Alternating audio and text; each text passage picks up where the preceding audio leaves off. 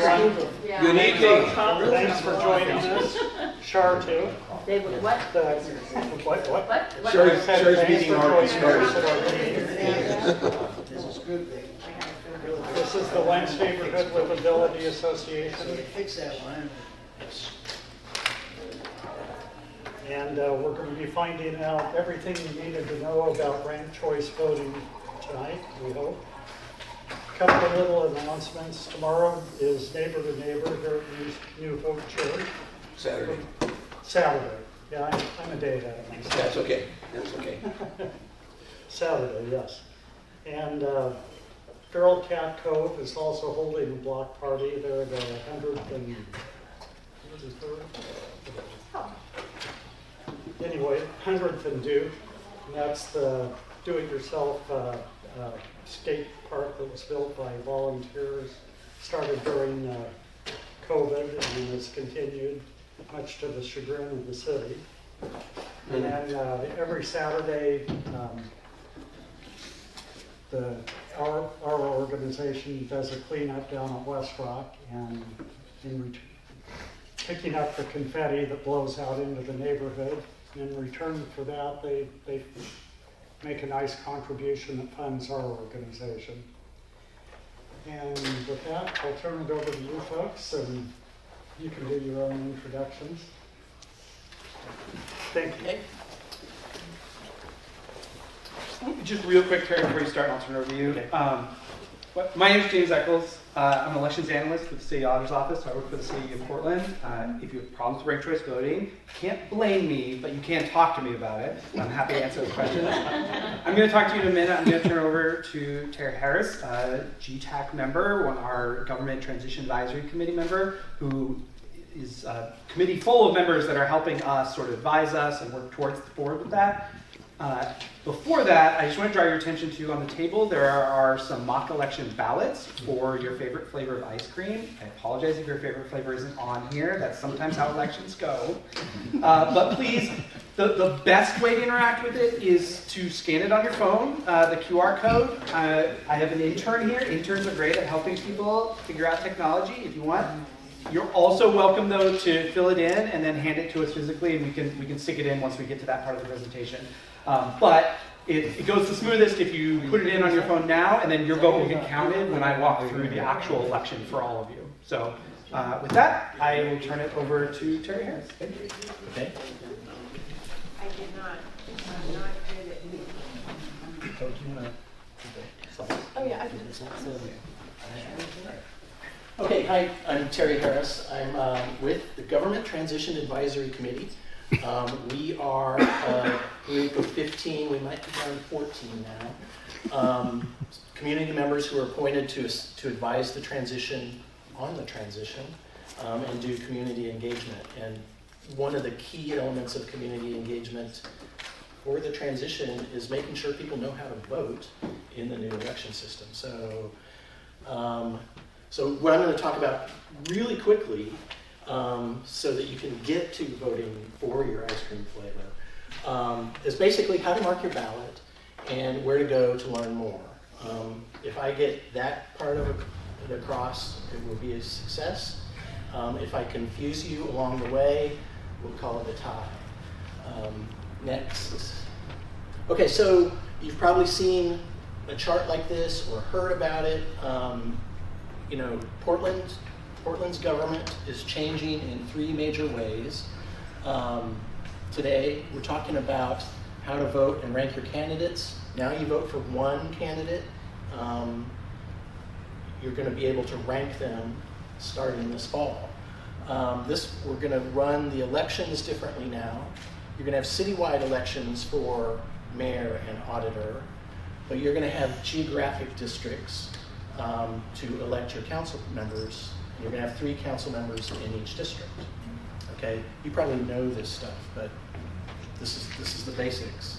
And the whole government's changing. Rather than a commission form of government where we've got a mayor and 4 commissioners and they divvy up the bureaus and they're in charge of bureaus, we're moving to where the 12 councilors, again, 3 council members per district, 4 districts, are going to be basically a legislature. And then the mayor with a city administrator are going to be running all the bureaus. All the what? The bureaus. Okay. So again, I just said this. The auditor and mayor are the citywide elections. That'll be ranked choice voting on that, where you will select one candidate, but you can rank your favorites. And then your geographic districts, where you're going to elect 3 candidates in your district, where you will rank your candidates of your choosing. Okay. So you're just, yeah. With that, when we get the ballot, we're gonna have all, our ballots are going to be personalized for your region. Yes. And so I will just have, whether I have 12 people on who are running in my district, District what? You are in District 1, Lance is right here, right? Okay, so I I'm checked gonna them have 12 candidates just for District 1. Just for District 1. And that'll be on my ballot, and it's not gonna get screwed up. Yeah, and you're not going to vote in these other districts. Right, okay. Okay, and, okay, next. So let me go back just one, I'm sorry. This is the district map. Lance is here in District 1. You're going to be voting on the council candidates in District 1, but you're also going to vote on the mayor and auditor who are running citywide, right? Okay. And if you want to zoom in on where you are, if you're sort of in this little zone here that's hard to see, you can go to Portland Maps website or the Portland Votes website that I'll show later, and put in your address, and you'll be able to go to it. I heard from a previous presentation from someone else that they were going to do ranked choice voting for the entire ballot, including Senate and Oregon legislatures. Is it only Portland? That will be, Or only Multnomah County? that's Multnomah County will start next cycle. Okay. And then there's going to, I think, be something on the ballot statewide, so you will get to vote on whether to implement ranked choice voting statewide. Okay. That's November, right? All this is November. happening in All of November. this is November, right? So then what we'll expect is we'll have a portion that's only citywide that will all be ranked choice voting, but all the rest of the ballot is going to be single. Correct. Okay. Correct. So you get all the flavors of voting on this one ballot. And that's including, Multnomah County will be single voting or ranked choice? Single voting. In 2026, they go to Do ranked you think choice. that's going to be confusing to voters? Well, that's why we're here. When you get your ballot, there'll be some information in it explaining that. Yeah. Also, the city will have its own separate card. So that will be a separate card you pull out and you can rank, and then the card, it won't be like half the page is Okay, ranked and cool. then suddenly you're doing, When it's it'll be a separate whole page, separate that card would that be you can nice. keep Okay. separate and then fill out and then put them back in and send it all in. Thank you. Great. Okay, next. Okay, so here's the ballot. This is what the ballot's going to look like. You're going to have, for mayor, for example, you're going to have all the candidates listed here. And then you're going to be able to rank up to 6 of them in order. So I liked candidate F as my first choice. And I liked candidate A as my second choice. I liked candidate B for my third choice. I liked candidate G for 4, D for 5th, and C for 6th. And that's how I fill out the ballot. Why is there ranked? Why Is there ranked choice? Why is there ranked choice? Well, that's what voters decided last election cycle They decided they, with the charter. instead of voting for who they wanted, they were gonna vote for 3 or 4 or 6. Right. Well, if you Up pick to 6, you 6. pick the So- first choice. Only up to 6. You don't have to. Only up to 6, right. So If you just wanted 1, you could just vote 1. Which ice cream do you want best? So it's not like your ballot won't be tallied, right, so I think if this works correctly, if I vote on F, that's my first choice. Uh-huh. My second choice is A. My third choice is C and E. Eye test. And then you will have the opportunity to do a write-in. This is why we're showing this here.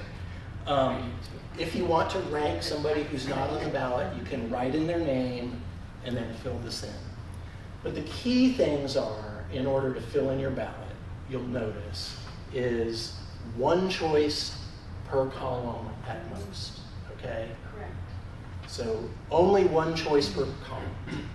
If there was two, it just. We'll get to that.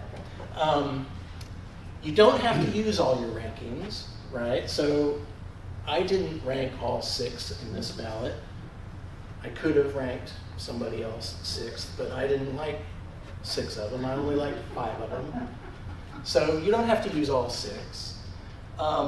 Fill in the oval for your write-in candidate if you have one. And ranking these other candidates doesn't impact your first choice. And let me just sort of emphasize that. Your first choice, the way to think about this is that's who you're voting for mayor. Are we voting for mayor still? Yeah. That's who you're voting for mayor. But if this doesn't work out, like if your mayor is getting like no votes, you will get your second choice maybe counted if the rankings continue. And we'll go through how that works later. So, but this is your main vote. This is your first vote. And these are your second and third choices. So by voting for one person doesn't cancel out. Right. It doesn't ever cancel out your first vote because that's the one that's counted first. All right? Does the mayor, the first choice, do they have to win by A certain threshold. the biggest amount? 50% plus. 50%. By how much? 50% plus 1 vote. Okay. Right, and we'll talk about this as well. But yeah, I mean, the reason is if you have 15 candidates, maybe one candidate might not get 50%. So this is a way to eliminate the losing candidates. You know, candidate F is getting like 12 votes. Well, let's see what those 12 voters had as their second choice. So that's how that'll work. But that'll show up as we practice in a little bit. Okay, next. Is this the way they do it in other cities? Yep. This is exactly the way they do it in other cities. Big cities? Oakland. New York, Oakland, San Francisco. San Francisco, Maine, Minneapolis, Boulder, That's really gotta be a problem. Cambridge, Massachusetts. Anyway, so what if you screw up? Okay, you're not going to screw up because I just told you how to not screw up. Okay, but what if you overvote is the slang for it, but you put too many ovals in a column. Well, the city decided that they don't want to throw out your whole ballot just because you made a silly mistake. What they're going to do is they're going to block out this ballot, block out this column, and move everything forward. The same actually goes for this undervote column. Like if you don't vote anything in here, there's no vote second, they will also move these forward. So your choices, to the best of our ability to interpret it, are still saved. We don't toss your whole ballot out. Okay. Likewise, if you vote this direction, okay, you had candidate A in multiple columns, they're going to assume that you voted in the first column. They'll keep that one. These are the extra votes that don't count. They'll throw those out, move these over. Okay? So that way, you don't lose your vote. We're just going to do the best we can to interpret what you did. Okay? Well, wait a minute, go back to that one. Why not take the first 3 if that's all they picked out? Because they're all choice 1. You can't Well- So they really choice wanted that one. person? I think that would happen a lot, I think, because people really want that Joe Blow to win, Josephine Blow to win, And again, I think this is a really important point. Maybe, that may be true, but that's why we're here, to tell you, don't do this. And especially, and I'm going to say it, especially in the council districts where there are 3 winners, and you think you can do this, it's not going to help. Yeah. Okay? And so you need to sort of say, stick to the, up to 6, 1 in a column, and you're good. And just to clarify, on this ballot, you will get a vote for candidate A. Uh-huh. You just don't get 3 votes. Everybody only gets 1 vote. So you putting it in there doesn't make it strong. I can see that one happening. I mean, Yeah. I can And they will still vote it. They just won't get those other rankings. It just won't do anything after that. But if you wanted candidate A, you marked it, and you did not want to contribute to votes for any of the rest of the candidates, because you were so adamant that candidate A was stellar, then you just leave the rest of the ballot blank. Right. Absolutely. Leave it blank. That's all you got to do. Only vote for the ones you want. Yeah. Don't vote for the ones you don't want. And if you kind of like them in between, that's, there we go. Okay, so where does the ballot go? It goes the same place as your ballots do now. They're counted in the Multnomah County Elections Building. They gave us a tour. In this picture, I'm standing right here. Just like Aaron. I don't know why they cut it like that. But the gist is it's counted exactly the same way. You drop them off, they'll pick them up, they'll send it over to the office where they're signature verified before anything. Then they go to this table of people that are opening the envelopes. They're on different parties. You'll have a Republican or Democrat, or just different parties opening the ballots, sorting them. Then they go to a secure room with a scanner, and you'll see the results. You have the scanner? Probably. This Fill it is up. this is the opening. No. This is the signature checking. It's done automatically. They scan these things like a letter reader, and it pops up on. Well, I'm going in. I'm going in. This is why we gave you the tour. This is why they gave me the tour. I'm going to use it. It'll machine match your signature on file with the signature on here, and they will match up. And if they match up, then they go into the pile here where they get opened and scanned. If they don't match, it goes to a special room where there are like 6 or 7 people in there looking at him, and they will look at your signature on file, like from your driver's license, from your old driver's license, from any other signature that the city has on you, and compare them. And if it comes close, it goes counted. If it doesn't, then you'll get a notice to go fix it. So, I mean, it's amazing that they pull this off like in days. It's really amazing.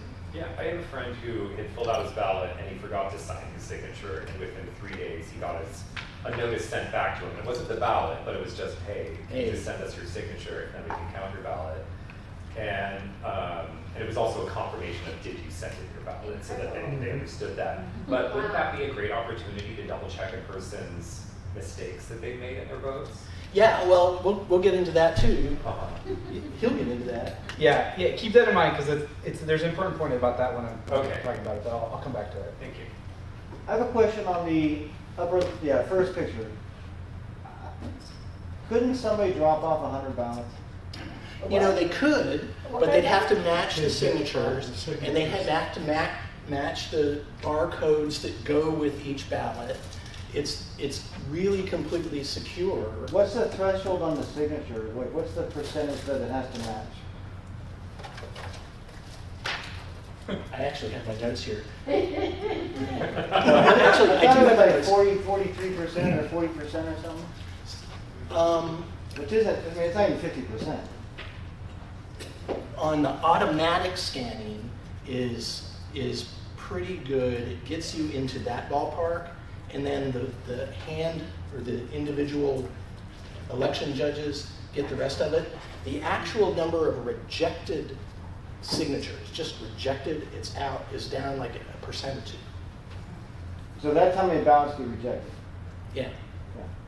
It's So, pretty small. yeah, it's extremely small, and it's probably because it was just completely illegible, and that they didn't go fix it. So if it's one of those, do they get notified, like the guy who did it Yes. signed? They do get notified. Yeah. Okay. And if they can't fix it, they can't fix it, right? So I think that's the case. Yeah. Okay. Anyway, questions back real quick. Call them. Don't call me. Okay. Call them. They are really happy to answer questions. When I was standing here asking questions, they said, "Terry, come back some other time," and I did, and we talked even further. But call them. They're more than happy. You can actually go down there and watch them do the counting if you want, if you're really into it like that. Are they still hiring? I mean, is this a volunteer or? It used to be volunteer, but they actually pay folks. They're just temporary employees, Yeah, and they are come in they and do still it. hiring? Do they have any? I don't know, they might be. I think they are. I would check. Yeah. I mean, they need like a couple hundred people to open these envelopes from different parties. Well, I gotta do something. Okay, Otherwise, next. You and I still need to talk. Okay, and so here's the other. This website here is really good for you. This has everything on it that I just talked about, and more. It has some practice elections that we'll actually do that you can practice and your friends can practice, and it's really interesting. Can you go back to that last? Okay, go back to the. I think I might have showed up before on another slide, but yeah. 503-988 votes. Wait. I think she wants to be a counter. Okay, so that's it. Got it? This could be you. Okay, so this is the city's website. Tons of information on the elections. Goes into gory detail. This is where you want to go if you have real questions and you want to make a deep dive. And then again, Multnomah County is running the elections, and they're going to have ballot information. You screw up your ballot, you didn't get a ballot, they will solve your problems like that. When did ballots go out, do you know? 16th of October. I'm also told that 311, the service, will also deal with ballot questions. So you can call 311 and they will help you. 311 is also theoretically going to be the place where you call in the future for neighborhood concerns. You know, when you need to get a problem solved in the bureau, you know, you normally would call a bureau or somebody. Except for the fact that they don't know what they're doing, that they're okay. Yeah. If they can't answer your question, they are directed to sort of pass you on to us. So hopefully, it's an elections thing at least. They've been pretty good about passing you on. But. Okay, next. And then we're doing this sort of stuff all summer. You know, if you want a presentation with James and some other GTAC person, you know, sign up. You can email us at the transition at portlandoregon.gov. That reaches us at the GTAC, and we will put it into our pile of stuff to think about. We'll be out in the community doing stuff. Hope to see you. Stop by a table. Stop by. Are you gonna take it on TV? Yeah. Gonna do any TV spots? Yeah, there will be. Yeah. Yeah, like Yeah. big talks and that kind of stuff. Yeah. Yeah, there's a big outreach effort that's just rolling out. So, okay, so I think that's it for me. Oh, and you know, and this is, I think this is actually from a GTAC perspective, where we're supposed to be doing the community engagement. The reason we're doing this is so that now that you all know how to do this, that you can tell your neighbors and friends and campaigns on how to do this, because we can't reach everybody, and person-to-person communication, especially around election day, when everybody's sitting around the table trying to figure out this ballot, you all will be able to help anybody who calls and asks. But you said people voted to have it this way.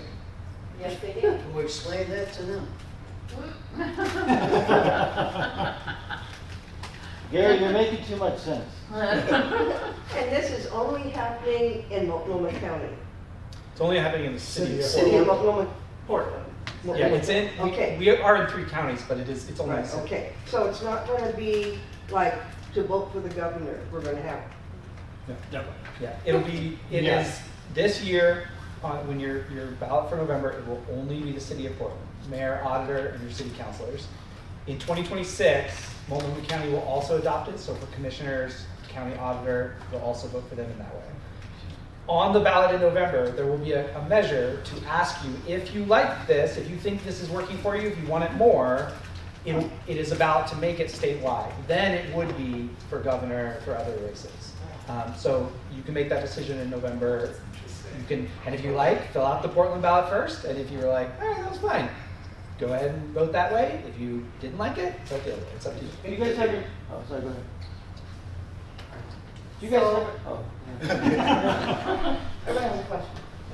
So will this address open voting? So if you're registered as an independent, you don't get a vote on a lot of things because you're not one or the other. And if you're this one, you don't get a vote. Will this remedy that? So I don't want to speak too much to what the state is going to do. It will, if you pass it, if the voters pass it, it won't go into effect until 2028, and the details, it's not written into law yet. So there's information on what you vote on. You can go look. It is straight out of our code what we're doing, but they will have an opportunity to write the rules. It could be a little bit different in the end. So I don't want to speak to what it will be like at the state level. For Portland, we don't have a primary. That's one of the benefits of doing this, is that we don't have to hold a primary. So everybody just votes in one election. There's nobody being left out. You're all voting together. Because that really ticks me off that there's not open Yeah. voting. Yeah, you're referring to open primary. Yes, So really ticks me off. I would like. Is there any, do you guys have any polling on the likelihood of it passing in November to go statewide, or? Oh, I'm sure there is. We don't have any, we don't do polling on whether something's going to pass as the city, but I'm sure there's stuff out there. We were just talking, Yeah. there is a poll out there right now asking that question. Yeah. So maybe Don't know some- where it is. Yeah, maybe some. Is there any state, is there any state that does rank? Yeah, Maine and Alaska do it right now. Okay. And Colorado, Nevada, and Idaho, and Washington, D.C. are all voting for statewide just like we are in November. Oh, okay. So another That's 4.5 states, I don't know how to count Washington, That's D.C. new though, isn't it?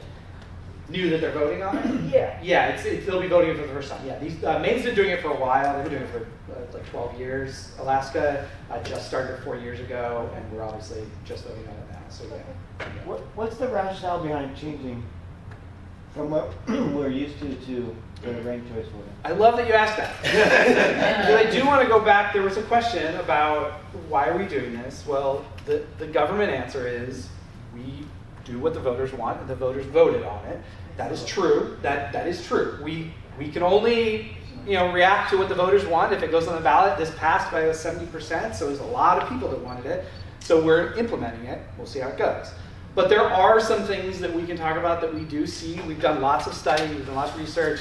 I have spent far too many meetings with other jurisdictions that have done this to figure out what are the benefits, what are we getting out of this? And there are a few things that have been clear.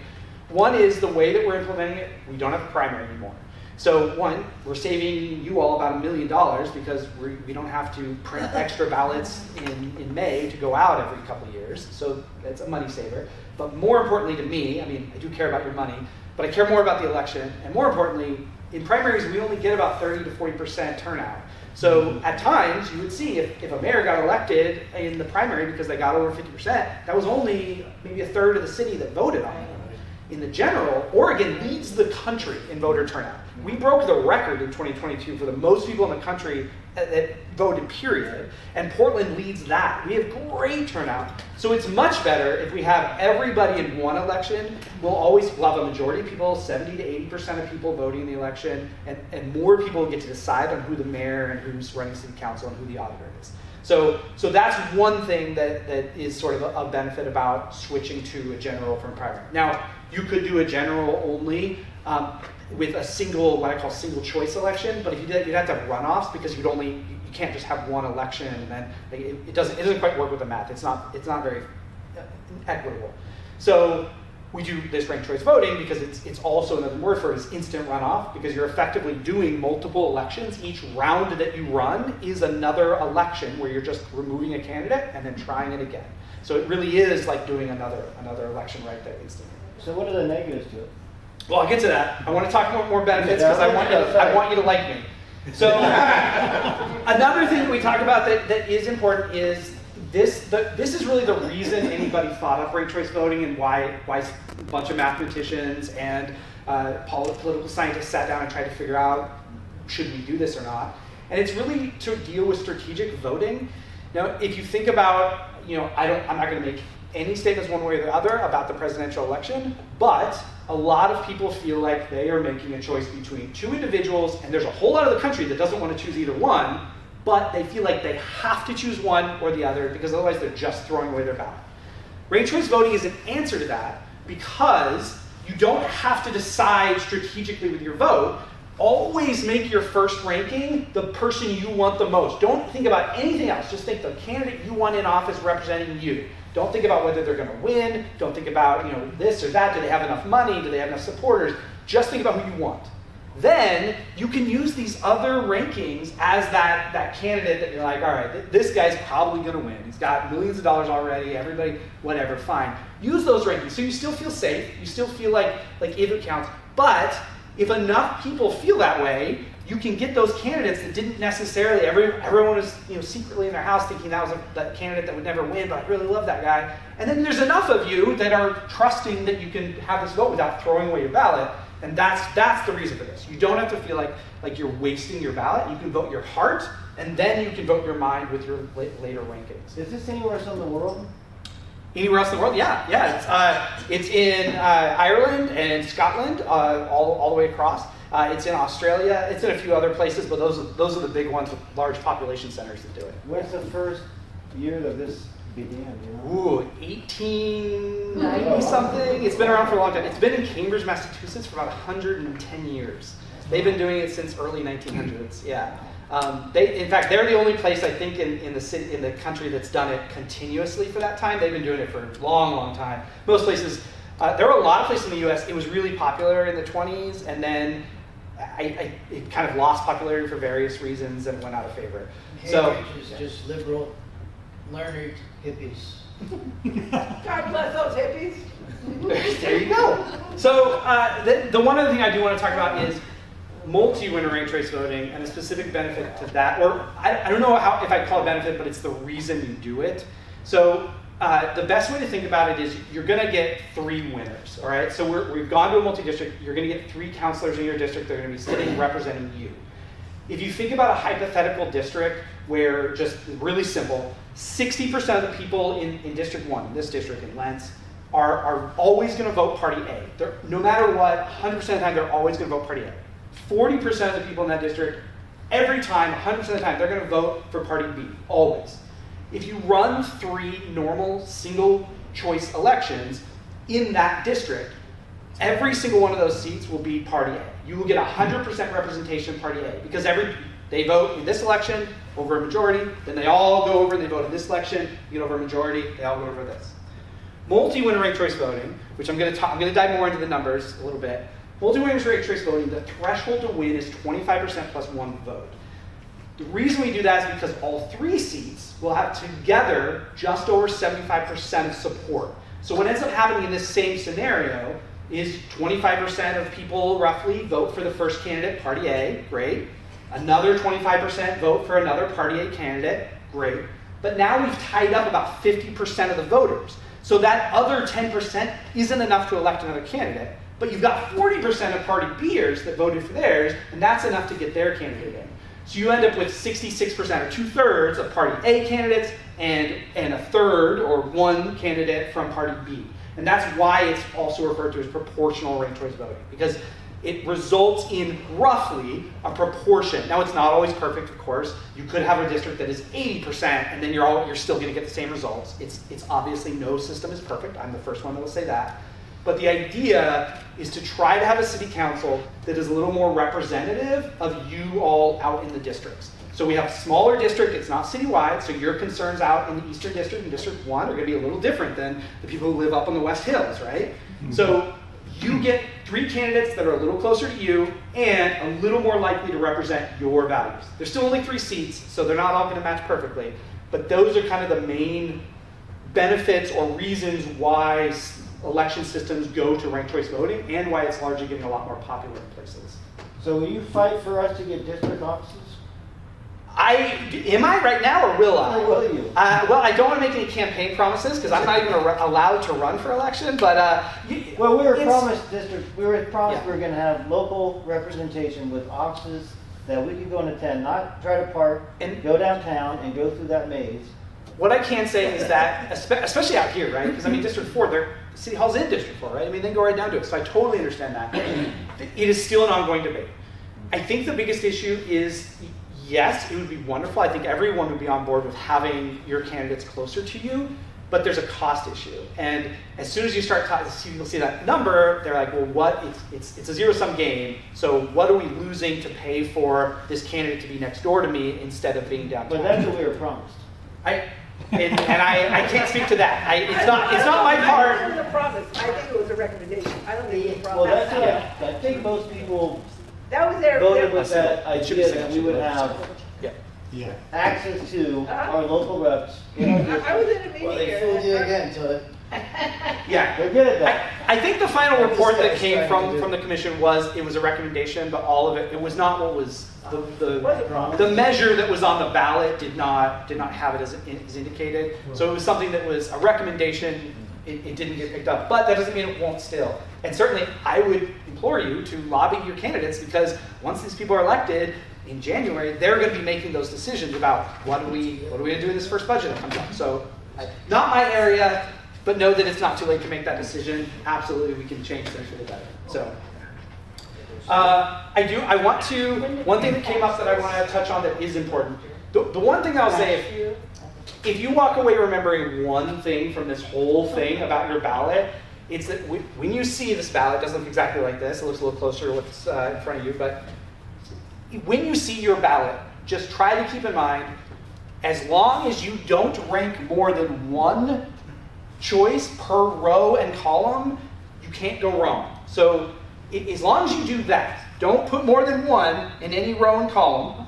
So if you put a dot on one on your actual ballot and check up and down, check left and right, there's nothing else there, you can't go wrong. Now, I can't promise you'll select the candidate you intended to select. I want you to read it carefully, obviously.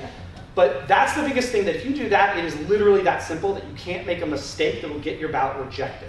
Okay? If you do that, you won't make any mistakes that get your ballot rejected. Right? So the other thing that I do want to stress, because this sort of came up as kind of a question, was you are allowed to just rank one. Great, do it. Awesome. We encourage you to rank more. Ranking more is, like I said, it gets rid of that strategic voting. You can sort of rank people that you rank your heart and then rank your mind. Maybe you just like 3 candidates and you want to rank more. We encourage you to use the whole ballot, but if you don't, that's fine. What we don't want you to do, this is important, don't mark anybody on here that you don't want in office.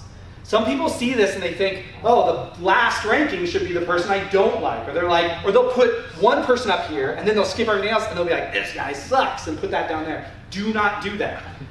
Don't rank anyone on your ballot that you don't want in office. Because what we will do is we'll find this first person, and then if they get eliminated, they didn't have enough, or they win in a council race, we'll skip all these and we'll go, well, I guess that was the second thing they wanted. That was their second best choice. So just don't, that's the biggest thing. Just don't do that. Don't put anybody on your ballot that you don't want.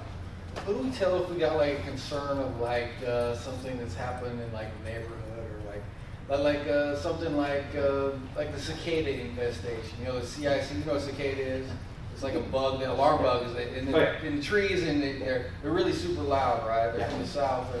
They invade. I lived in Chicago for a long time. This cicada season is. We never had them before, because they used to be like robins and birds, but now the cicadas take over the western area. So who do we tell? Like, About the security problem? I would call 311. I can't tell you, I wouldn't talk to me. I will listen. I'll listen to people's problems, but I am powerless to do anything about the cicadas. So I would call 311, they'll know. Is there like these people who were electing, shouldn't they be like accessible to the public? Or?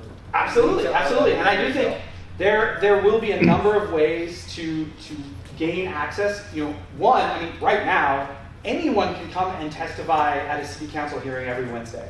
So and honestly, most Portlanders don't. And I strongly encourage you, sign up, put down what you want to talk about. The beginning of every meeting is just open testimony for any issue. You can show up and let them know. And if people are showing up in waves and droves, like they'll start to hear you. Could it be because you only get 2 or 3 minutes? 3 that minutes. people don't go and show up? That is true, yeah, you get about 3 They don't minutes. listen Yeah. to it anyways? Well, and people work, and people are timid, like I am. I don't want to speak in public. Sure. You know, it's very intimidating when these guys are up there like all-powerful judges. And that's why you should elect your candidates and you should talk to your candidates because they should be the ones who get out there. And most candidates are pretty extroverted and pretty happy to get in front of people and talk. So I would talk to them. When do we see these candidates? I can't speak to that. The candidates, it's their job to come talk to you. So I don't represent any candidates, and that's Not that many their months away. Yeah. I haven't heard much publicity Yeah. from We do. What I can say.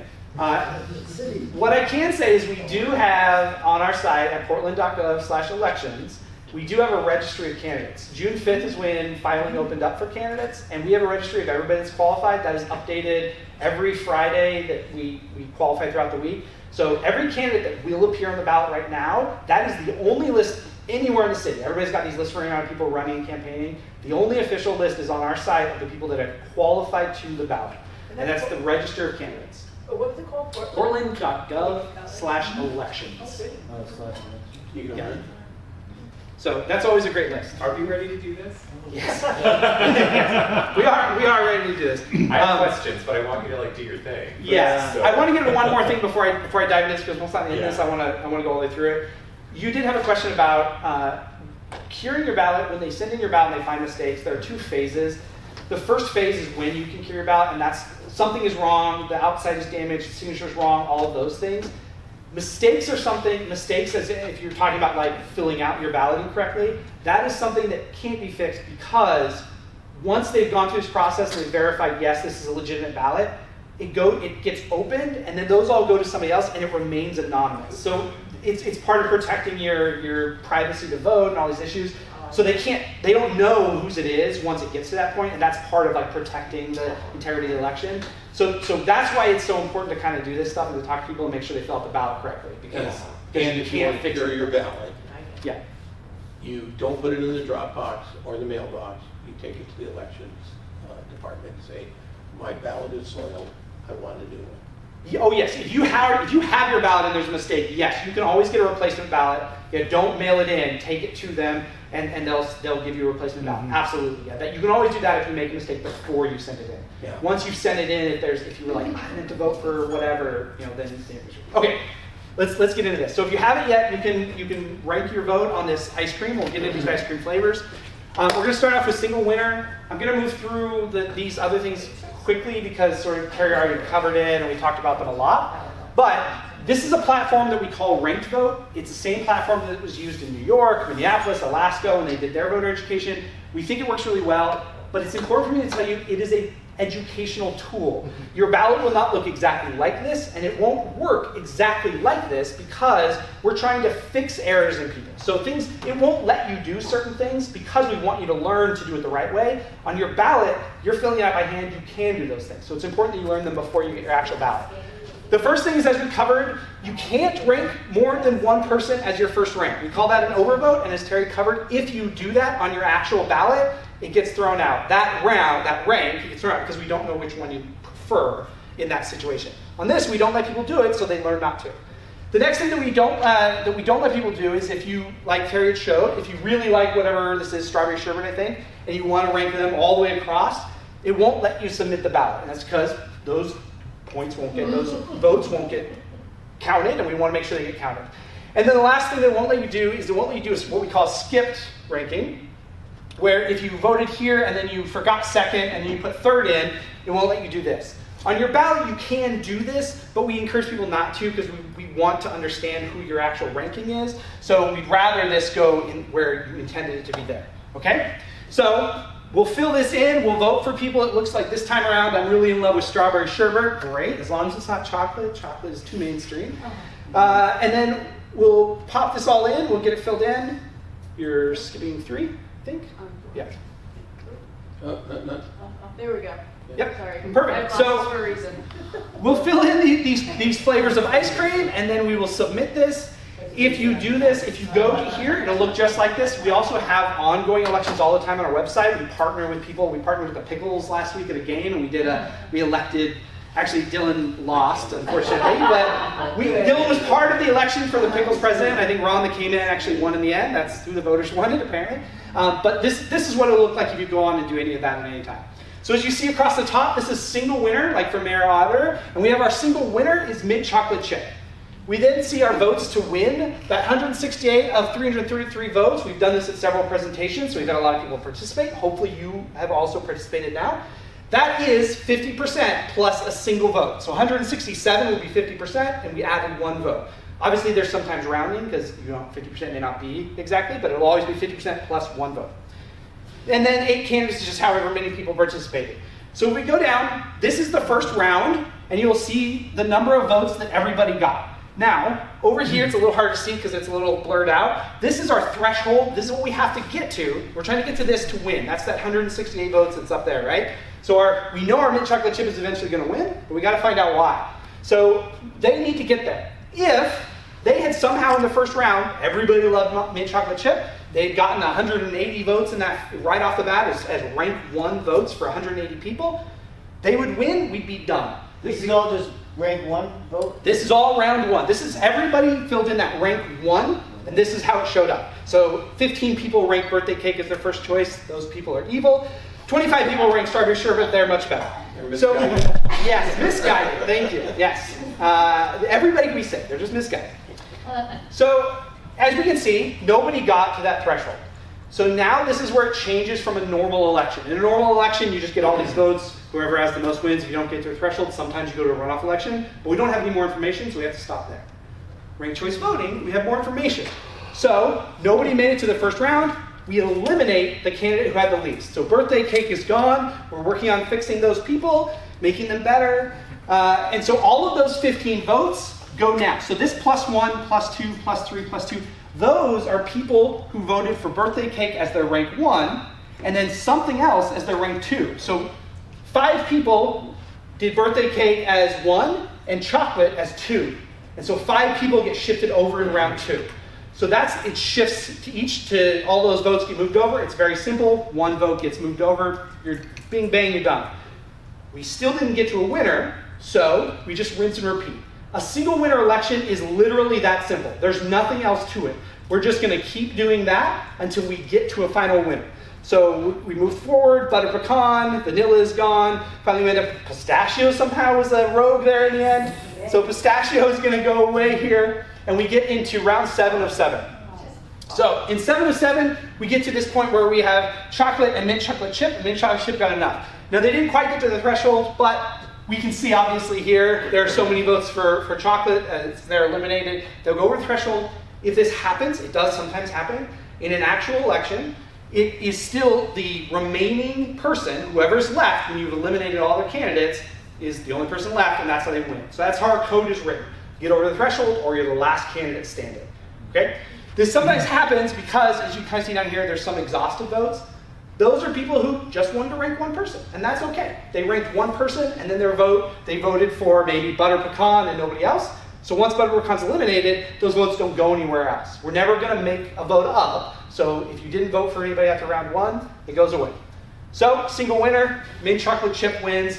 Pretty straightforward and simple. I see we got some mint chocolate chip lovers. And so that's it. Okay. So it does benefit to vote all 6 of your spots? Yes. It is, yes. I mean, yes. It is, you get 1 vote no matter what. You're never losing a vote.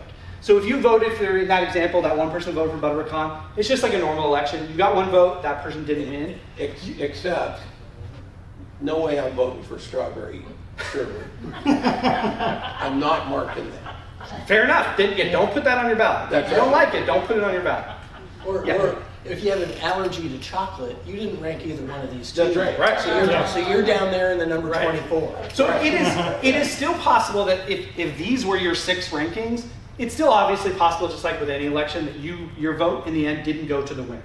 But in this election, far more people contributed to the winner. Far more people somewhere on their ballot had mint chocolate chip, which, as we've talked about, that means they at least supported mint chocolate chip being in office. It may not have been their first choice, but they at least were supportive of that being in office. So this is how we get to more people supporting the eventual winner, rather than your vote goes away because that person just didn't get enough votes. So basically, I see merit in this candidate. It might be my second choice, but they prevail, and I should be somewhat happy because they aren't 3 or strawberry sherbet. Right, yes, absolutely. Yeah, it doesn't, the candidate, I mean, you don't really care where, if this is someone that you ranked on your ballot, it's somebody hopefully that you supported. So whether or not they were your top choice, that's sort of the idea. Obviously, everybody wants their first choice, but in every election, we don't always get the people that we want. It's a democracy. There's winners and losers. But it seems like you're better off voting for You can switch more it. than one vote, more than one person. Yeah. Because if that person, then Yes, you don't think you're second or third or fourth choice. Yeah, we want to always be careful. It's not more powerful. You get one vote no matter what. When your vote gets used up, you had that vote. It's one vote. But we do say that it is more of your intention is passed across, and you're more likely to have your vote contribute to the winner if you rank more. So we encourage everybody to rank 6 if they can. If you don't want to research 6 people, I get it. If you want, but I encourage you at least to find 2 to 3 candidates. Honestly, like, this all works perfectly fine. If everybody only ranks 3 candidates, we still get a proportional system because 3 people is obviously all we need to win. So I'm happy if you just rank 3. You can rank 1 if you want. You can rank 2 if you want. It's even better if you rank 6. Does that make sense? Okay. I want to move over to multi-winner. Scary, but yeah. Well, and I want to always separate, because I think there is a little bit of hesitation on when we get to this tabulation stuff. Yeah. The filling out of the ballot, honestly, is very simple. It's very easy. It is, you do this every day. You rank things all the time. You see grids like this all the time. The exit polls and other places that do this show us that 80% or higher of people come out of the ballot booth saying, this is very simple. Not just simple, but very simple. That's not the part that so you are going to be able to rank it in. I'm just hoping to help make you feel confident and comfortable in that vote that you make, because the part of filling out the ballot, that's the part that you got to get right. I need you to get that right. The rest, any system. That's not the problem. The problem is finding 6 people that you. Well, I can't speak to the candidates that are or not. I mean, hopefully there will be enough on the ballot that you will find people that you like, at least more than one, but as long as you find one candidate, and if you don't, if you are over and over again in elections looking at candidates that you think are no good every single time, it might be a sign that you should run for office. You don't have to vote for Bobo the Chip. Okay, I want to move over to multi-winner ranked choice voting. Actually, can you go back to the ballot? I just want to show the ballot real quick. Yeah. So multi-winner. That is, in Portland, 3 winners. That's what city council is going to be in your district. You'll vote for a ballot of council members. I think in District 1 right now, there's like 12 people or something that are qualified to the ballot. So you'll rank up to 6 of those, 3 of those will win.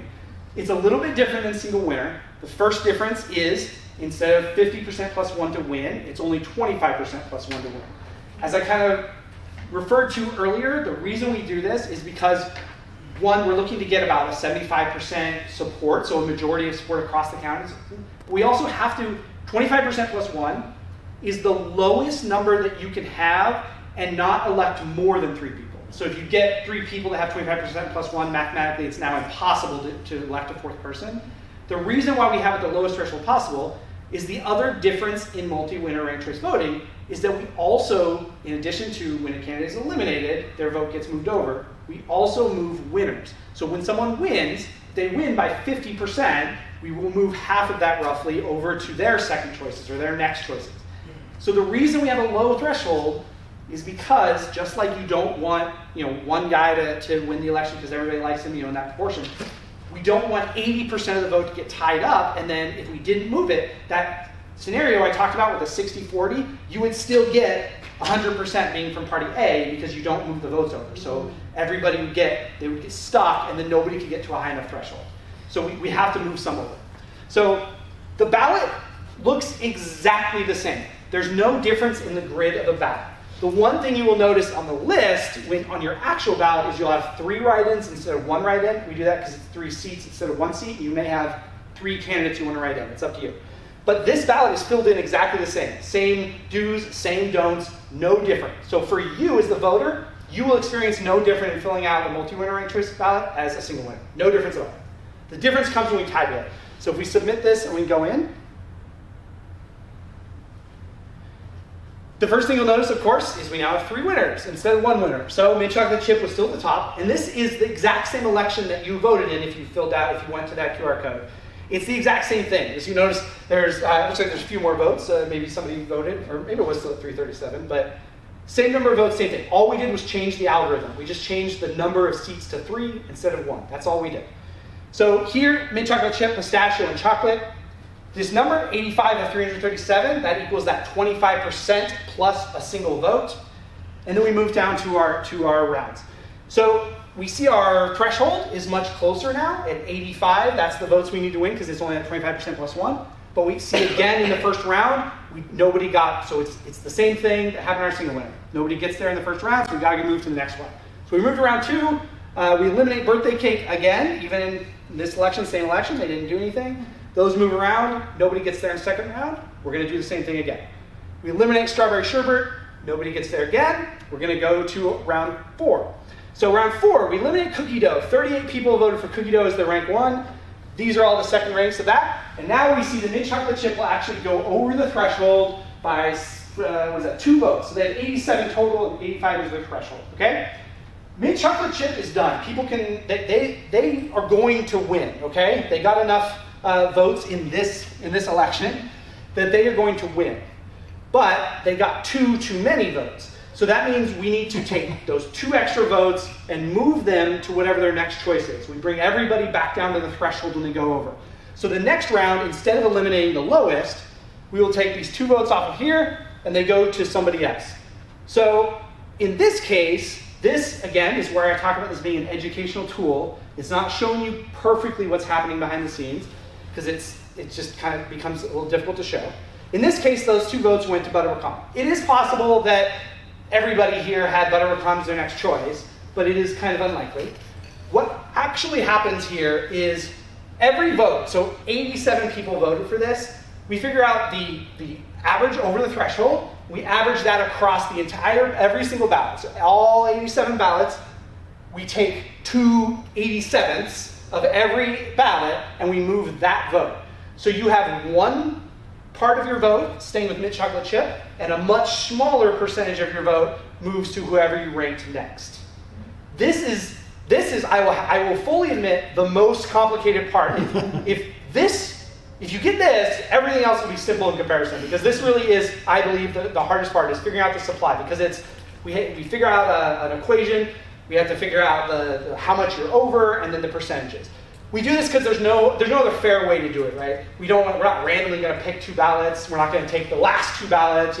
Everybody has to be treated fairly. So we take a portion of every ballot. It's democracy in action. So a portion of every one of those ballots will move over, and then we go. If you go back one, actually. Once we move it, we're back to the same thing. Mint chocolate chip, they're done. They're fine. They can sit pretty. But we need 3 winners, and nobody else has gotten over the threshold. So now we go back to our rule of eliminate the lowest. Butter pecan, even though they got a couple more votes, wasn't enough. This puts pistachio over in the next round, and now we do the same thing that we did with mint chocolate chip. So we figure out they are at 90, so they're 5 votes over. So we will do 5/90ths of every ballot will transfer, and the other percentage will stay here. So that equals out to 1 vote. If 5/90ths transfer and 85/90ths stay, that equals out to 100%. So can you explain that one more time? Yeah. I knew you were going to ask that. So let me do it with a simpler number, because these numbers are sort of, this is a real election, a live election. So think of if your 25% plus 1 was 50. That was the threshold you had to get to. You're running for city council, you got to get to 50 votes and you win, okay? You get, in the first round, 100 votes. 100 ballots rank you as rank 1. Great, 100 people. It's double what you need, all right? So when we put that into our algorithm, it's double, it's 100, and you only need 50. So half of those votes are going to stay there, and half are going to move on. You're 50 over, and there's 100 votes total. 50 divided by 100, it's just half. So half of your votes will stay, half of your votes will move on. And every vote will stay here. Okay, so if you've got 100 ballots, Yeah. how do you determine which 50, or are you taking all 100? It's all 100, and then 50 will stay. So if you, can you go back to the ballot? So if you voted, so 100 people voted for whatever, what were we on, butter pecan or something? 100 people voted for butter pecan. 100 people put this as their first ranking, right? But then every ballot might have, maybe 10 of those people had, whatever this is, strawberry sherbet, 10 of those people had chocolate, 10 of those people had pistachio. So half of these 10 ballots will go to chocolate. Half of these 10 ballots, or strawberry sherbet, you know what, I'm looking backwards here, but half of those 10 ballots. So it's whatever that ballot ranked, that's the vote that it goes to. So all those 100 ballots, their second, third, fourth, and fifth choice, they're still in the mix. Yeah, absolutely. And it equals up to, we do this because you can't have more than one vote. So we have to transfer it away, but we're not going to give you an extra vote. We're not going to say just because your guy won in the first round, now you get 2 votes. But if we don't transfer it, like I said in the beginning, then you lock up 80% of the votes in one person, and the other 2 people win with like 10%. But aren't they getting 2 votes? I'm not saying it's bad, but aren't they getting 2 votes if you continue to vote? Yeah, because it's half of a vote, you get half of your vote goes to whatever your first choice was, and half of your vote will get transferred to whatever. But it together is still 1 vote. So say only 1 person ranked strawberry sherbet. Those 100 people, 1 person ranked strawberry sherbet, right?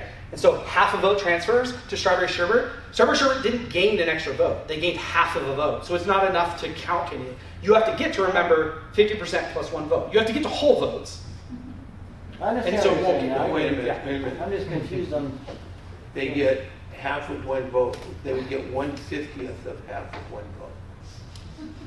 No, they get 50% of 1 vote. Well, it's the 50 votes. Well, Weighted average.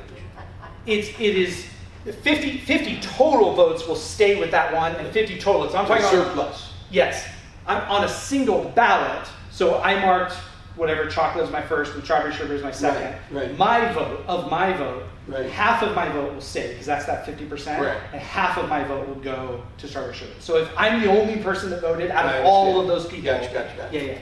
This is in a scenario where you only get 1 vote, but we're now slanting your vote off into multiple candidates.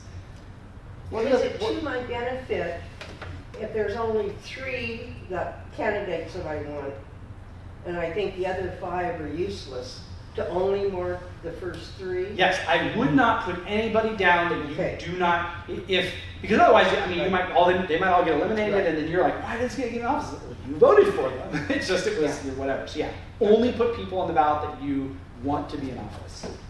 What are the negatives to doing it the way that you said, where your 100 votes get cut down to half of one of your votes goes to the chocolate, whoever we're in first, and then half of your votes continue on? What are the negatives to that, and what are the positives? Oh, to doing it the way that we do it? Yeah. Well, it's not really so much a negative and positive. It's that the benefit that I talked about in the beginning, the proportional. When I talked about that party A and party B, you won't get that unless you do this. So this is just the math that gets to that. That's the result that gets you the proportional representation, kind of a split. If you got 60% and 40%, you end up with roughly 66 and 33% of your candidates, right?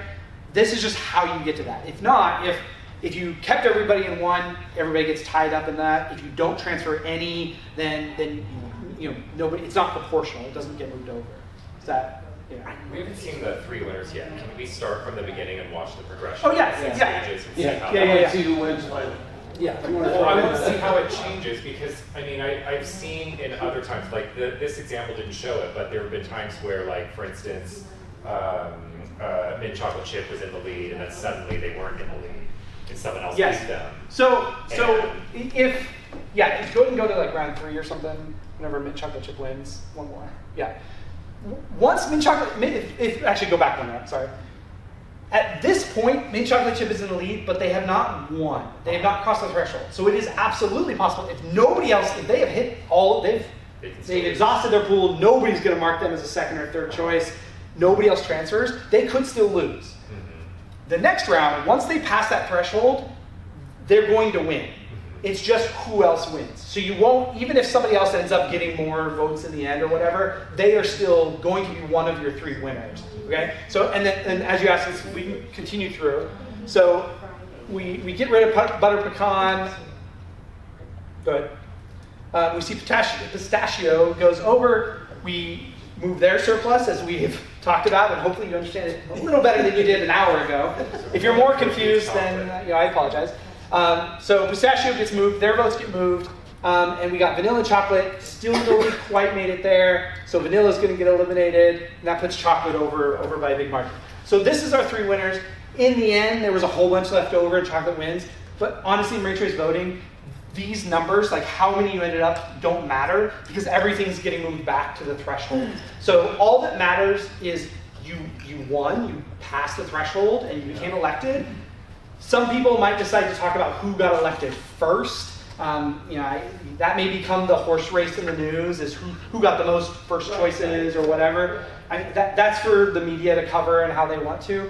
The important thing I want you to understand is in the first round that we saw, mint chocolate chip was out in the lead. Sometimes that won't happen. Sometimes you'll see mint chocolate chip, a whole lot of people liked them, and this is ice cream flavors. People are kind of filling this in, whatever. With candidates, it's different. Because with candidates, they're going to hit a threshold of support. And what sometimes happens is you'll have a candidate going around and they'll be saying, vote for me, don't vote for anybody else. That is a strategy we see in ranked choice voting. So that might happen. If that happens in this theoretical world, and they are in the lead because they got the most people, but they didn't get past the threshold, also everybody's like, well, I'm not going to vote for that guy because that guy only wants people to vote for him and nobody else. That guy's not making any whatever. So what will happen is they'll get a whole lot in the first round and they'll never get any more transfer votes. Yeah. So you can campaign however you like, but what we sometimes see in the data is that people will sort of say, vote for me or vote for Terry here. We have very similar issues. We're very close. Vote for either of us for 1 or 2. We just, we don't care who you vote for. Just vote for 1 of the 2 of us. There's going to be 3 of us elected. So that's what you end up seeing a lot that happens in ranked choice voting. I don't think there's clear data on what becomes of that. There's clear data that some people do that, but it's unclear if that's successful or not. Yeah, so if I were to have voted for mint chocolate chip as my first choice, and they keep winning each time along, then my 2nd through 6th choices aren't even going to be taken into account. The 2nd and 6th choices of all the losing candidates are the ones where those ballots get taken into account. Is that what you're saying? They will if they go over the threshold. Because remember, if they go over the threshold, a portion of your vote will get transferred to 2nd, 3rd, whatever. So if they end up right on the threshold, then yes. But that is pretty unlikely to happen mathematically. It's more likely that they're going to go way over the threshold and then have a bunch transferred. If that happens, like in the kind of more simple mathematic world of the 100 votes and you only need 50, if you're one of those people that voted for that, then we choose it based on your 2nd, 3rd, 4th choice. So it does matter there. In single winner, it doesn't. In single winner, once you get to a winner, we stop counting. So at that point, it doesn't matter. Okay. So what is your question again? What was my question? It was just how if if my first choice was mint chocolate chip and they're constantly in the lead, then my 2nd through 6th choices will never be taken into account because it's of the candidates who did not win. But those ballots will start counting the 2nd, 3rd, 4th, 5th, and 6th choices. And the answer is once mint chocolate hits the threshold, over the threshold, then his 2nd through 6th will start. Okay. We're going to look at your first ranking. Whatever your first ranking is, that's what we look at. That's what we put in the tabulation. We will never look at the next ranking. The rest of your ballot doesn't matter until that first ranking is either eliminated or wins. If they win, great, you got one of your candidates, you're pretty happy. If they're eliminated, then we start looking next. So that's why it is mathematically impossible for a second, third, fourth choice to hurt your first choice, because we literally, the machine doesn't see your second and third and fourth choice until your candidate has either been eliminated or won. At that point, how can it possibly hurt it? You've either won or been eliminated. So it's fill in as many as you like, because it doesn't hurt your first ranking. Will we, as voters, be able to see this progression from 1 through 6 so we can actually watch how it happens? Absolutely. So on election night, this is where it's kind of important. It's going to be a little bit different. So a lot of times people go to the state to look at election results. I would recommend going to Multnomah County's website. The state will redirect you there, but if you go there, there'll be some information. I would just skip that and go straight to Multnomah County. Multnomah County, on election night at 8 p.m., will put out preliminary election results. It's incredibly important that those are preliminary election results. Having nothing to do with what I'm talking about here today, in Oregon, we allow 7 days for ballots to continue to come in. So any election results on election night are not 100% of the ballots. It may be only 50% of the ballots if a lot of people mailed them in on the last day, right? So on election night, you will get results, but they will be preliminary. And whatever they say in the end, that could change with any election. In 2022, when you voted for a commissioner, whatever was on election night wasn't necessarily what the final was. So if mint chocolate chip crosses the line at 8 p.m. on election night, it could still lose. If enough ballots come in to change that threshold, and then that threshold pushes out far enough, then yes, it could still lose. They win that. They have won in that round of tabulation. They'll win. But yes, if more ballots come in, it changes the threshold. Then we count again. And if all, like with any election, sometimes all the late voters are all like one candidate or party or whatever, and it shifts those elections. That's no different than any election. That happens every year. So election night, 8 p.m. You'll see results. You'll have 3 options to look at results. One of them is simpler than this, and one is far more detailed than this. One is like, I would recommend not going through it unless you are a data guy who really wants to dig in, because it's like, it will show every round, 28 rounds out to here, everything that happens, all the numbers of transfer. It'll show you every single thing that we know from those ballots. I love it, I'm excited about that, but that's it. There's also a simpler to read version that will just show some bar graphs and who won and what happened to them. So yeah, those will all be available at 8 p.m. on election night, and then within 48 hours, there will be the second set, and then they'll keep coming out. No matter what, the election is always certified 27 days later, so it's always preliminary until you get to a certified election. Are you done with your presentation? Is this question time now? Yeah. Okay, cool. Because I want to preface with saying that when I first just heard about ranked choice voting, I got really excited about it. It seemed like, it was just a great, we covered all of that. Now you're even more excited. Well, so here, I was really dismayed to discover that there are groups of people who oppose ranked choice voting, and I decided to listen to it and see what they had to say. And I heard that ranked choice voting has been repealed 85 times in the United States. And for various reasons, and some of those reasons I've actually noticed improvements to this model, because one of the things that I was concerned about was the existence of exhausted ballots. And what I had heard is that if you made any mistakes in the past, historically, not in this model, but historically, an entire ballot would be thrown out if a single mistake was made. And so then that entire none of those votes get counted. And in New York, when they had first implemented ranked choice voting, about 15% of ballots were exhausted. So 15% of the constituency didn't actually count toward the vote. But so that mistake has been changed. So because now it looks like you can vote for just one candidate, whereas prior that would have become an exhausted ballot. Well, not exactly. So yes, New York, when they first put it in, they do have different rules than us. Mm-hmm.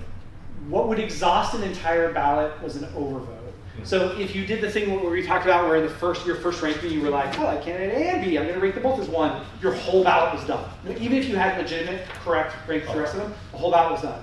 We chose not to do that because we were like, we want to try and capture as much of your intention as possible. That's what New York did, and that's the problem. They did not. You still could fill in one, as long as you had one correctly filled in, they would count that one still. That's not an exhausted ballot. It's sometimes so an exhausted ballot, definition of exhausted ballot is a ballot that is no longer counting towards someone who's in the race, right? So it's only an exhausted ballot in the sense that you ranked for one, they were eliminated, there's no one else to look on there, so that is technically an exhausted ballot. That can happen here, right? But that's why I encourage you to vote for more, to rank more people. But that's no different than a normal election. A single choice election, that I refer to it, is if you have 50% plus 51% of people voted for somebody, you had 49 of your ballots were exhausted. So I mean, that's much more than 15%. So if ranked choice voting has far fewer exhausted ballots than a normal election. It's just what we're calling exhausted ballots. Okay.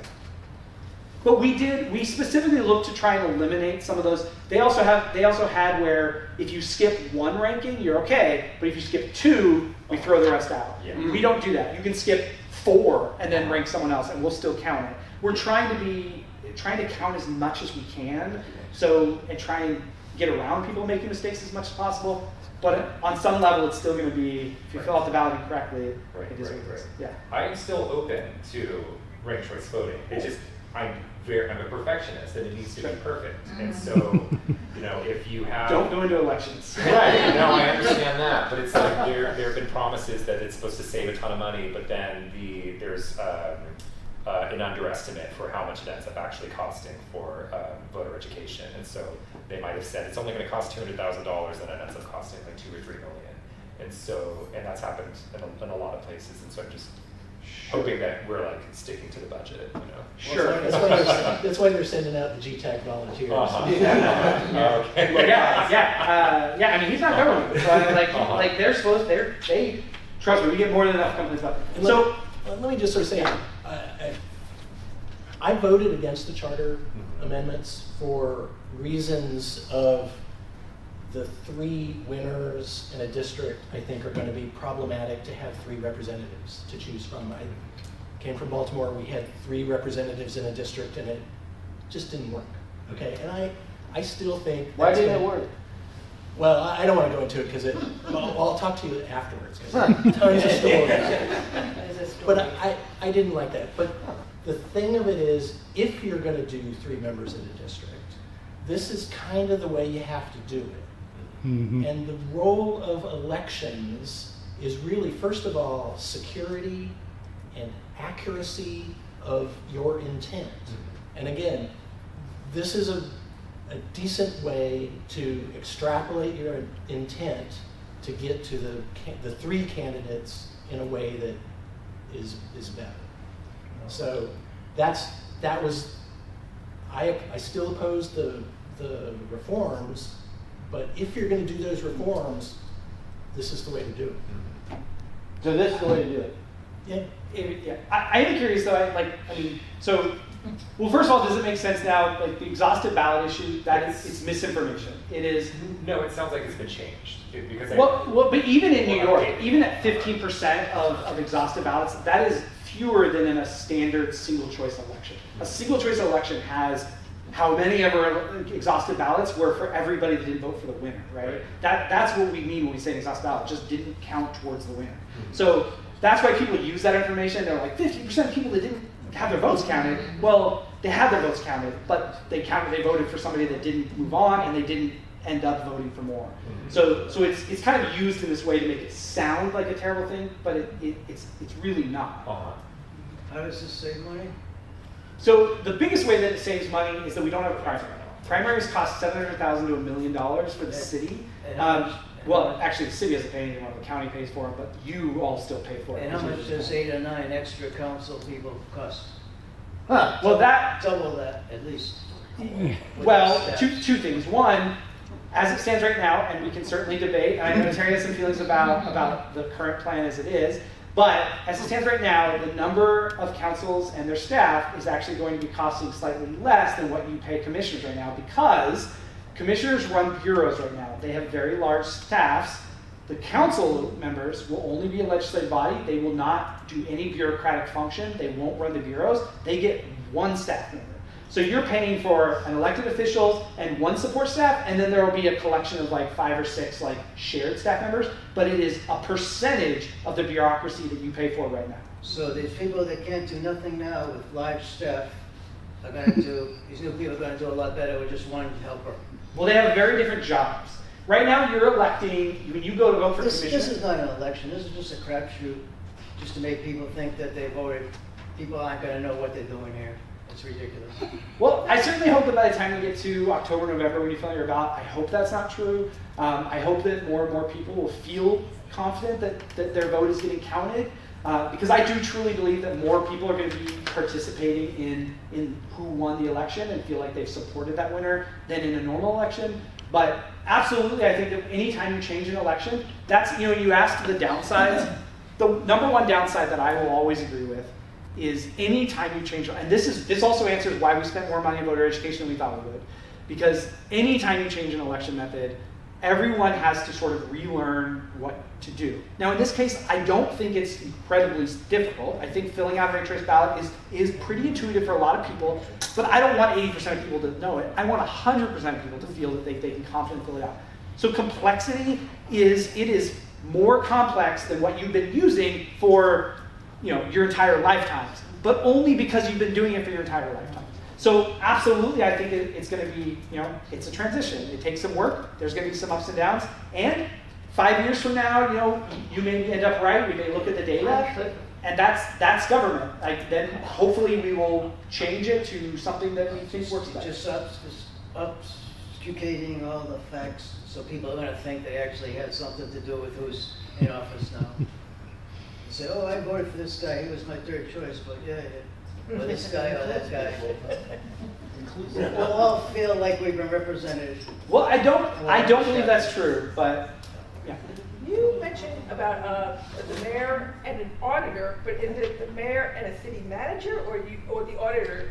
You used the word auditor earlier, but I thought it was a city manager. So you don't vote for the city manager. No, there's going to be it's a city administrator. It's the same thing. He's either not elected, and you want him not elected. Right. So the auditor you do vote for. You do vote for. Okay. Yes. Okay. So the auditor is my boss. The auditor's office is an independent, kind of sits outside of the rest of the bureaucracy. That's why we run elections. Why don't we want the city manager elected? No, because you want to fire him. You want to fire him, and you can't fire. You don't have to wait 4 years to fire them if they don't work out. Yeah. The thought process is it's more of like a CEO position. So it's somebody you kind of want to find, you do nationwide search, find the best possible person, have them do the job, and if they aren't good at it, you have more control over it. And they're the ones that do most of the work. I mean, they're the ones that really responsible for it. Right, that's who you want to go. Yeah. So is there a good one now? Are they up for? So right now, they've put in, the bureaucracy's sort of been put into place as interim basis. So there is an interim city manager. Michael Jordan, who used to be the CEO for the city, is now not that Michael Jordan, the one that's not good at basketball. He's now the interim city manager. City administrator. It's the same thing, but we call it city administrator. I can't speak to. I think he does his job well. I think he's very knowledgeable. One of the things that he's pushing for that. This isn't about the election, this is about changing the governance, because we could do this election with 4 commissioners and do ranked choice voting. That doesn't have anything to do with ranked choice voting. We also voted to have these council systems and get rid of the commission form of government. He's a big voice in making it, up to now, Portland has been very siloed. That's part of the problem with the commission form of government. You get an elected official, they're in charge of the water bureau, they have absolute control of the Water Bureau. Nobody in the Water Bureau talks to anybody else in all the other bureaus. Mm-hmm. He is a big advocate for this changing that and having more horizontal structure. Because it'll all be under kind of one umbrella, it'll all go up through one structure, up to one elected official, as opposed to that elected official. You don't like the bureaucracy, you have one elected official responsible, and then there are these city managers who are not elected, but they are the experts in what they do. You don't have to elect someone because they're a water expert and be like, but you don't know anything else about the city. You can elect the person you want to run your city and be a candidate and not have to worry about the expertise. Yeah. Could you go back to the cost savings? You said that we're eliminating a whole bunch of commissioners and their staff or something? Or? Yes. Currently, under the current form of government, we have a commission form of government. So when you elect a commissioner, they are in charge of the Water Bureau, PBOT, all of these things. You mean the 4? The 4 that are right now, okay. Yes, right now. So because they have to, they are basically a CEO of all these bureaus, right? They have to run these bureaus on a day-to-day basis. They have a pretty large staff to do that. They need that staff.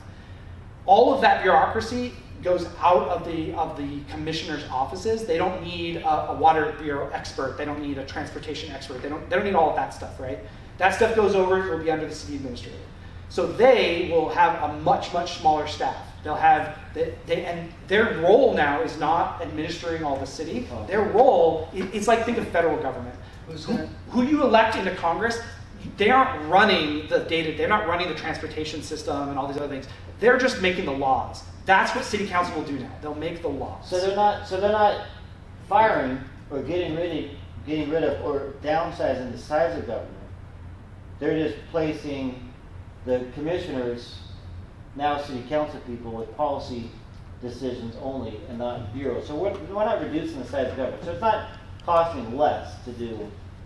Well, no, I mean, there is dedicated staff right now. Commissioner has like 10 to 15 at-will staff that are policy experts. They'll only have one. So that will get downsized. But there'll still be somebody that is a director of the Water Bureau. With all their experts and... Right, that is separate. So it will be fewer people in that part of the government, but yes. But the government won't shrink in size. I mean, it will be the same probably size government. It'll just be under different... It shrinks in size. It shrinks in size slightly because there's not, instead of 10 to 12 policy experts, there's one policy expert under a city council member. That's the only shrink. So it's not a massive shrink, but it does mean that we're not paying a bunch more money for this. Now that said, like it does take a lot of money to transition. There's a lot of pieces to it. We did start out with a smaller voter education budget, which we then decided. We talked at length to New York and all these other places, and over again, the places where it worked and the places where it went wrong, the thing we heard above anything else was voter education. The places where it went wrong told us this happened because we didn't start prepping this until 90 days out. And so nobody knew it was coming, then suddenly we were transferring it, everybody was upset, nobody understood how to fill out their ballot.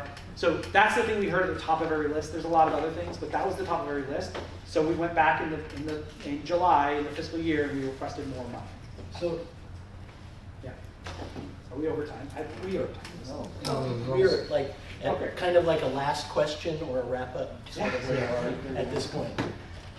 You're wonderful. So somebody runs Peabody right now, right? There's a director of Peabody, yes. But Mingus Matt oversees it. Correct. Right. I think it's him. Okay. But he don't really do anything that has to do with Peabody, right? Somebody's running Peabody, somebody's running the Water Bureau. Well, under the system that exists in our laws right now, he does. He's the highest authority in Peabody. He makes He decisions. doesn't actually have any day-to-day running of it. Well, I can't speak to what he actually does, but his responsibility. The city council's figureheads mostly, right? Now, Well, they got a lot of people under them, giving them advice. I will definitely say that right now, there's no expectation that somebody who's elected a commissioner, all the 4 commissioners there now, I don't think any of them are experts in water systems, right? So absolutely you're right. That is something that this is attempting to get at, these transitions, is nobody's going to be an expert in water systems and be elected to city council. We don't care about that. We want city council to be policy people. We want city council people to be people that pass the laws that we want. That's going to be their job. It'll be somebody else's job to be an expert in water systems. And what's going to be the voting and passing laws? It'll be, 12 commissioners and a mayor? It'll be the 12 commissioners, and if there's a tie, the mayor only votes on a tie. So 7 to 6 will pass something? Correct. We've got delicious zucchini bread and some pieces of pizza left. If someone everybody please take this home. Thank you. Yeah, I'll leave some of my cards too. As you can tell, I'm happy to answer questions all day long. So feel free to follow up. Thank you. We are adjourned. Okay.